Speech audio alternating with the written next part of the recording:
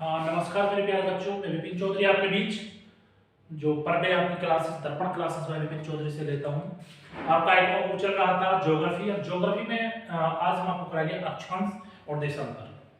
पृथ्वी मैंने कल पढ़ाया था, सिर्फ कुछ बेसिक फैक्ट आपको मैंने बताए थे, लेकिन बेसिक फैक्ट में कुछ इंपॉर्टेंट चीज आपको रह गई थी कि पृथ्वी है क्या, पृथ्वी का आकार कैसा है, पृथ्वी झुकी कैसे है, पृथ्वी का दो भागों में जो बांटा जाता है विषुवत रेखा या भूमध्य रेखा द्वारा किस किस तरह से बटा हुआ है, और अक्षांश और देशांतर के बीच मतलब इंग्लिश में इसे लैटिट्यूड या लॉन्गिट्यूड्स के बीच में कैसे कैसे कटे भाग को उष्णकटिबंधीय क्षेत्र कहा जाता है, उसकी क्या स्थिति है।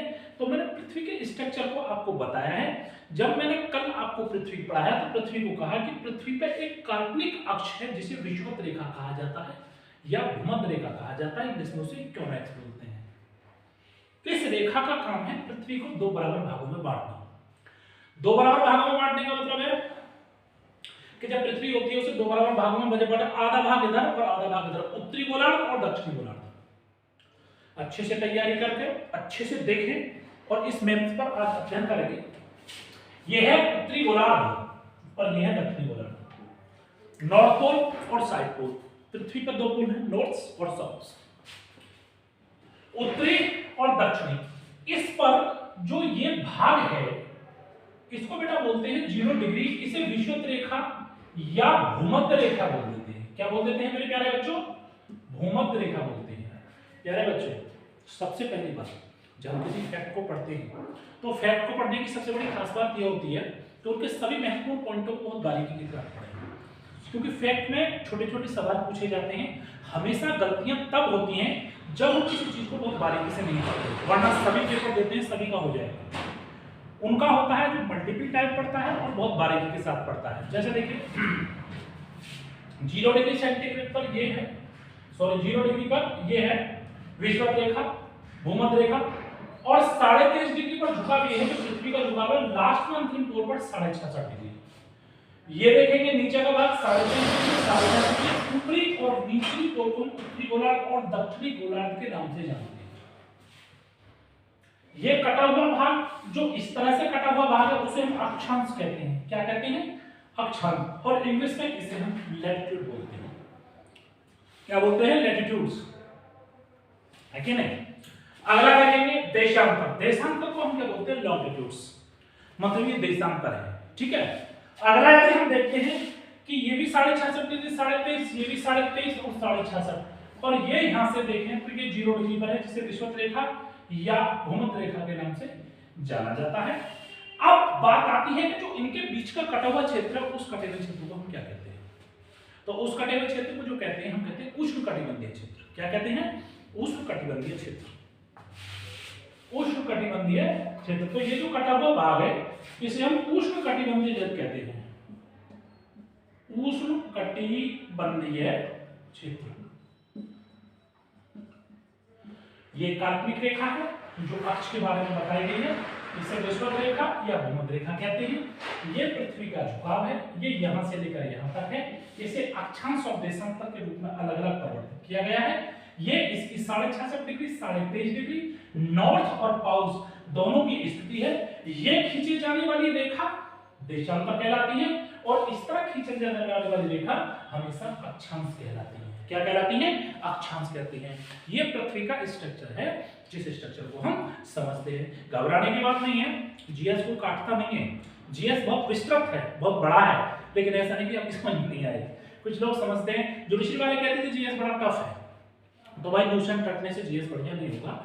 समझिए, फैक्ट के फैक्ट समझिए, टॉपिक को समझने की कोशिश करें। जैसा उन सब चीजों को देखें जो बहुत अच्छी तरह से है, और बेसिकली जीएस को इतना हमें आना भी चाहिए कि पृथ्वी क्या है, चपटी है, सर्कलाकार की है, लैटिट्यूड क्या है, लॉन्गिट्यूड्स क्या है, किस किस तरह। ये एक मतलब जनरल क्वेश्चन है। कैसे? General question. तो इसे जो है बहुत अच्छे तरीके से हम समझेंगे और इसे अच्छी तरीके से देखेंगे। बिल्कुल भी माइंड को भारी करके मत पढ़िए, बिल्कुल रिलैक्स होकर पढ़िए। ठीक है ना? सारी चीज आपके समझ में आती चली जाएंगी, सारी चीज आपके अनुकूल होती चली जाएंगी, परंतु यदि इन चीजों को आप समझना शुरू कर दो।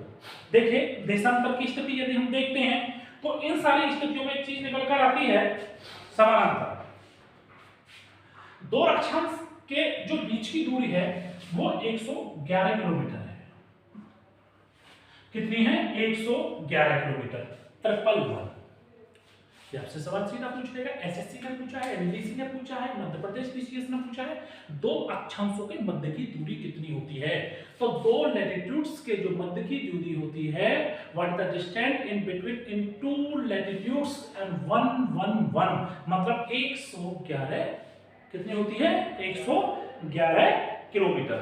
इस चीज को आप विशेष करके ध्यान देंगे। आगे की बात है, पृथ्वी पर कुल 179 अक्षांश हैं। कितने हैं? 179। तो जो लैटिट्यूड है वो कितने हैं? 179 क्या है? अक्षांश। और इनके मध्य की जो दूरी है वो दूरी कितनी है? 111 किलोमीटर। और ये एक दूसरे पर कितने पे है? 90 डिग्री पर। कितने हैं?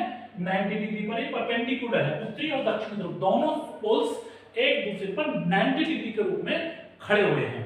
इसका मतलब है कि जो इनकी पोल्स की स्थिति है, क्योंकि 90 डिग्री उत्तर ध्रुव और 90 डिग्री दक्षिण ध्रुव पर बिंदु है, दोनों का यदि देखा जाए तो ये है 90 डिग्री है और ये भी क्या है? 90 डिग्री। 90 डिग्री दोनों, नॉर्थ पोल्स और साउथ पोल्स दोनों पर 90 डिग्री के बिंदु, दोनों के झुकाव जो है वो 90 डिग्री है। ठीक है भाई, घबराने की तो कोई बात नहीं है। इसमें चाहे एग्जीक्यूटिव वाला है, चाहे जुडिशरी वाला है, चाहे एसएससी वाला है, कोई भी व्यक्ति इसे फैक्ट के रूप में पढ़ सकता है कि नहीं? इसमें भी कोई संदेह है? संदेह में मत रहिएगा, हमेशा खुश रहिएगा। और किसी भी चीज को आप जितना हार्ड लेकर पढ़ोगे, मन अगर जीएस मुझे नहीं आता तो कभी नहीं आएगा, लॉ मुझे नहीं आता कभी नहीं आएगा। आप मल्टी टैलेंटेड हो जाइए, हर चीज को पढ़िए। आई कैन डू इट, मैं इसे कर सकता हूँ, मैं डिजर्व करता हूँ कि मैं इसे कर सकता हूँ, तभी चीज आपको समझ में आएगा। ऐसा नहीं कि आया कि किसी ने बता दिया फलानी चीज बहुत टफ है, आप पॉलिटी में पढ़ना बहुत टफ है, आप हिस्ट्री में पढ़ना बहुत टफ है, कुछ चीज नहीं होता। वो हमारी चीजें टच में नहीं रहती। और जब हम किसी चीज को नए तरीके से पढ़ते हैं या नए सोच में पढ़ते हैं तो मेरे प्यारे बच्चों वो हमें टफ लगती है। अब आपके पास इतना टाइम नहीं है लॉन्ग वीडियो देखने का, तो मेरे पास भी नहीं है लॉन्ग वीडियो पढ़ाने का।